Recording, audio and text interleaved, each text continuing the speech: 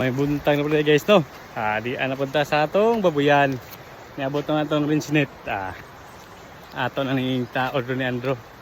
Kay para mabuhi na nato atong mga native chicken diri. Para makadaghan na ta. Kay para pohon og maayo ang kuan da makabaligya na sa ana ni guys. Gusyo na sa tani guys. Guys, dana na yung atong rinse net guys. Abrihan na guys ha. Awa guys. Taon ta mo guys. Shopee na guys ang mga guys. Balik ko ni 200 meters.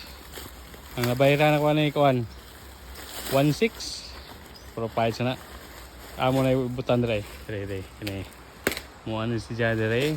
Tangan na mo utob patuyok didto na kay para masira po na mo ug mabuhian po na mo sa among mga native nga manok na mga baboy guys. Dara tong kitambal kagahapon guys ay. Okay na sa guys. Uli ana. Ya, moro to guys ha.